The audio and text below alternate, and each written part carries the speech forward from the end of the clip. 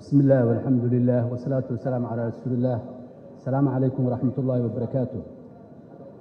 قدونك لبدا أقل اللبانada howlwadeenada baarlamaanka bahda saxaafadda dhammaan shacabka Soomaaliyeed ee munaasabadan kala socda daafaha dunida. Assalaamu calaykum waraxmatullaahi wabarakaatuh. salaanka bacdi mudanayaal iyo marwooyin wadayaasha sharafta leh, maanta waxaan hortiina u soo istaagay inaan soo bandhigo hadaljeedinta musharaxnimo ee xilka madaxweynaha Jamhuuriyadda Federaalka ee Soomaaliya. mudanayaal iyo marwooyin xildhibaanada sharafta leh, marka hore ii ogolaaday inaan wax yar ka iraahdo sooyaalka taariikheed iyo waxqabad ee 30 sano ee la soo dhaafay. waxaan ahay muwaadin Soomaaliyeed oo ku dhashay degmada Mustaxiil sanadkii 1968. waxbarashadeeda hoose dhexe iyo sare waxaan ku soo qaatay degmada Beledweyne ee gobolka Hiiraan, halka waxbarashadeeda heerka jaamacadeed aan ku soo qaatay dalka Yaman. mudanayaal iyo marwooyin xildhibaanada sharafta leh, burburkii dowladdii dhexe kadib waxaan ka mid ahaa dadkii Soomaaliyeed ee doorka muhiimka ah ka soo qaatay samata bixinta iyo badbaadinta kumanaan kun ee Soomaaliyeed oo ku tabaaloobay gaajadii iyo abaarihii isdaba joogga ahaa ee dalka ka dhacayay xilliyadii burburka, dowlad la'aanta iyo dagaalada sokeeye. waxaan sidoo kale ka mid ahaa aqoon-yahankii Soomaaliyeed ee kaalinta weyn ka soo qaatay dib u soo noolaynta hannaankii waxbarasho ee dalka burburkii kadib, oo isugu jira dhammaan heerarka kala duwan ee waxbarasho ee dalka. waxaan idabada u aasnay soona hogaamiyey dalladda waxbarashada ee FBNS oo ahayd dalladdii waxbarasho ee ugu horreysay dalka si ay u buuxiso kaalintii maqnayd ee wasaaradda waxbarashada iyo barbaarinta. dalladaas oo ay maanta dugsiyada dhigtaan kana faa'iidaystaan in ku dhow 1 milyan oo arday Soomaaliyeed, halka 100 kun oo kalena ay ka qalin jibiyeen. mudanayaal iyo marwooyin xildhibaanada sharafta leh, waxaa hubaal ah in hogaamiyaal badan oo ka soo qalin jibiyey hannaankii waxbarasho ee aan wax ka soo aasaasay ay maanta hor fadhiyaan ayagoo ah mudanayaal matalaya shacabka Soomaaliya labada gole ee baarlamaanka federaalka ee Soomaaliya, halka qaar kale oo badanna ay door hogaamineed ka qaataan hay-adaha kala duwan ee dawliga ah iyo shirkadaha gaarka loo leeyahay. mudanayaal iyo marwooyin xildhibaanada sharafta leh, marka laga soo tago shaqooyinkii arrimo bulsho ee muggal ahaa ee aan wax ka soo xusay, waxaan sidoo kale qayb ka ahaa howlihii dib u heshiisiinta beelaha Soomaaliyeed ee dagaalada ba'ani dhex mareen iyo dadaaladii dib u dhiska iyo dib u yagaleelidda dowladdii ugu horreysay burburkii kadib. haddaba haddii aan wax ka xuso waxqabadkaygii, waxaa ka mid ahaa aasaasidda golayaal dib u heshiisiineed oo waday dadaallo lagu heshiisiinayo beelaha Soomaaliyeed. dadaaladaasi oo markii dambe u gudbay shirkii dib u heshiisiinta Carta ee lagu soo dhisay dowladdii Jamhuuriyadda saddexaad, anigoo ka mid ahaa 47 qofood ee ugu horreeyey ee lagu aasaasay shirweynaha Carta. waxaan xilal kala duwan ka soo qabtay dowladda federaalka ah heerarkeeda kala duwan, anigoo soo qabtay xilal wasiirnimo iyo xil madaxweyne dowlad goboleed. mudanayaal iyo marwooyin, howlahaasi kala duwan ee aan soo qabtay oo isugu jira kuwo bulsho iyo kuwo siyaasadeed waxay khibrad igu filan ii siiyeen in aan ogaal u noqdo dhibaatooyinka dowladdeen haysta iyo xalka gaariddeeda. mudanayaal iyo marwooyin xildhibaanada sharafta leh, waxaa igu dhiirigeliyey inaan maanta hortiina soo istaago anigoo musharax u ah xilka madaxweynaha kadib markii aan arkay: 1. argagixisadii iyo kooxihii nabaddiidka ahaa oo aan weli laga adkaanin xanla loo heli. 2. dastuurkii dalka oo aan la dhammaystirin. 3. mushkiladdii Somalilan oo aan xal waara laga gaarin. 4. maqaamkii caasimadda iyo matalaaddii gobolka Banaadir oo heshiisii is-afgarad midna laga gaarin. 5. dimuqraadiyiintii iyo hannaankii xisbiyada badnaa oo aan weli dalka laga hirgelin. 6. garsoorkii iyo maxkamaddii dastuuriga ah ee dalka oo aan weli la dhammaystirin. 7. adeegyadii bulshadeenna u baahneed oo aan weli laga haqabtirin. haddaba mudanayaal, waxaa sharaf ii ah in aan idiin soo bandhigo barnaamijkayga siyaasadeed. mabaadi'da iyo qiyamka aasaasiga u ah barnaamijkayga siyaasadeed waa abuurista hanaan dowladeed oo loo dhan yahay nabad iyo xasilooni siyaasadeed cadaalad iyo sinaan nabadeyn iyo dib u heshiisiin dhab ah sarreynta sharciga ixtiraamka sharafta xorriyadda iyo xuquuqda aadanaha mudanayaal iyo marwooyin xildhibaanada sharafta leh tiirarka saldhigga u ah ka gungaaridda aragtideeda siyaasadeed ee dowlad dhiska Soomaaliya 4 sano ee soo socota oo aan ballan qaadaya waxay kala yihiin koow xukunka iyo dowlad dhiska anigoo ka duulaya khibradda iyo xoogaalnimada siyaasadeed aan u leeyahay sababaha dhaliyey wada shaqayn la'aanta ka dhaxaysa dowladda dhexe iyo dowladaha xubnaha ka ah dowladda federaalka ah taasoo ragaadisay howlihii horutabinta u lahaa hannaanka federaaleynta dalka iyo dowlad dhiska waxaan horseedi doonaa dhammaystirka federaaleynta dalka abuurista hannaan iyo siyaasad deggan oo horseedi karta xiriir wanaagsan iyo wada shaqayn buuxda oo dhex marta labada heer ee dowladeed waxaan u istaagi doonaa dhammaystirka maqaamka muqdisho iyo matalaadda gobolka banaadir waxaan u howlgeli doonaa xalka gaarista qadiyadda Somaliland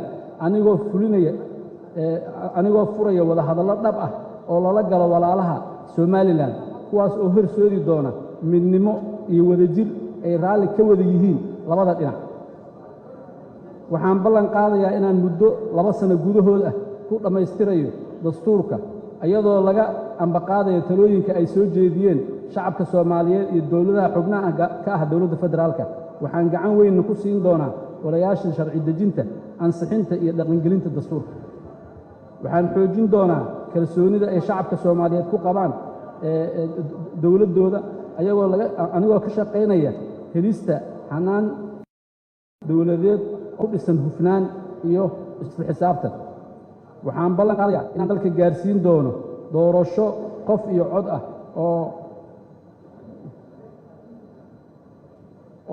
oo ku salaysan hannaanka xisbiyada badan kuna dhacda muddo ku astaysan dastuurka anigoo arrintaasi iskaashi iyo wada shaqayn kala yeelan doona dowladaha xubnaha ka ah dowladda federaalka 2 amniga iyo sarreynta sharciga mudanayaal iyo marwooyin xildhibaanada sharafta leh si looga baxo amni darrada baahsan ee dalkeenna ka jirtay muddada dheer meeshana looga saaro dhibaatooyinka baaxadda leh ee kooxaha argagixisada iyo nabadiidka ay dalka ku hayaan waxaan u istaagi doonaa dhisidda ciidan mug leh iyo muuqaal qaran leh kuwaas oo laga soo xulayo dhammaan deegaanada iyo gobollada dalka ciidamadaasi oo hanan kara rabitaanka iyo kalsoonida shacabka Soomaaliyeed si buuxdana oo la wareegi kara mas'uuliyadda amni ee dalka waxaana dhismaha ciidankaasi lagu salaynayaa heshiiskii amni ee magaalada Baydhabo dejinta iyo hirgelinta qorshe qaran oo horseedaya in dalka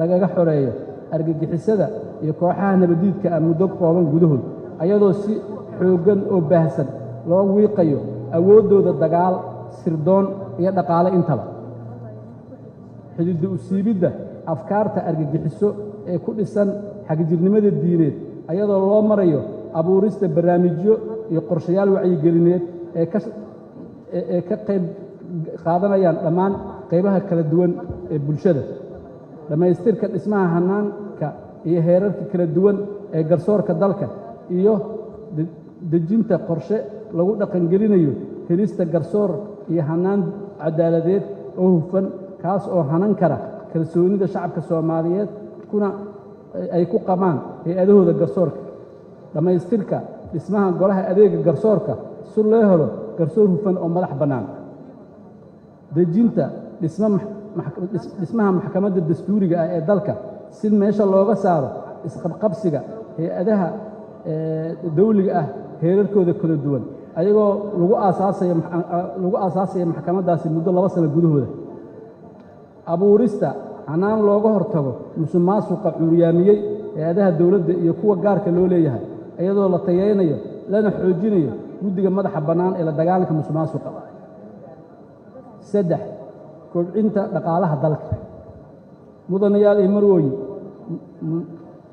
xildhibaanada sharafta leh anigoo ka duulaya ahmiyadda weyn ay leedahay kobcinta iyo horumarinta dhaqaalaha dalka qorshahayga iyo barnaamijkayga dhaqaale wuxuu ku diiradda saarayaa arrimaha soo socda: dejinta siyaasado iyo qorshayaal lagu abuurayo 100,000 oo shaqo ee dhinacyada dowladda iyo shirkadaha gaarka loo leeyahay si loo yareeyo faqriga iyo shaqo la'aanta baahsan ee dalka ka jirta, sarena loogu qaado nolosha dadka iyo kobaca dhaqaalaha ee qoysaska danyarta ee Soomaaliya.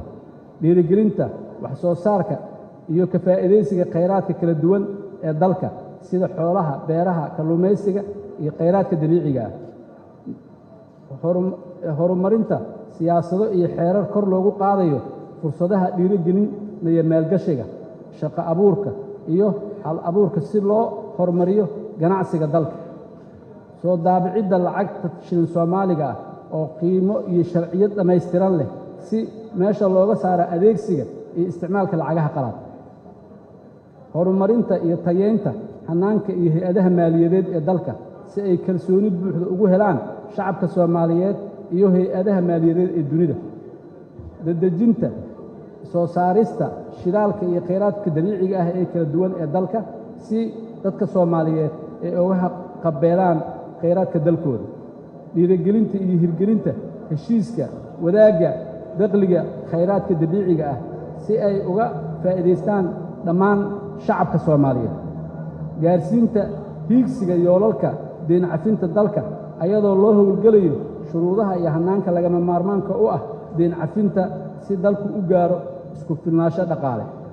Dhiirigelinta maalgashiga iyo shirkadaha gaarka loo leeyahay si loo helo adeegyo kala duwan oo tayeysan ay bulshaduna u baahan tahay iyo shaqo abuur dhab ah. 4. Adeegyada bulsho. Mudanayaal iyo marwooyin xildhibaanada sharafta leh, anigoo ogsoon baahida loo qabo degdeg u helidda adeegyo kala duwan ee bulshadu u baahan tahay, waxaan xoogga saari doonaa: 1.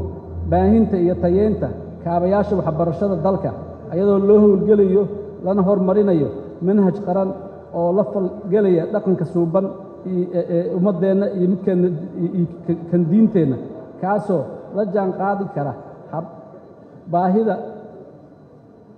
baahiyada shaqo, tababar iyo hal abuur ee qarniga 21aad.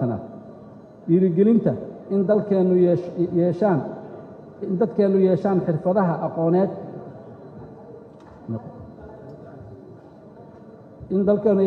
qorshadaha sare u qaadista qoondada miisaaniyadda waxbarashada ee dalka ayadoo la gaarsiin doono ugu yaraan 8%.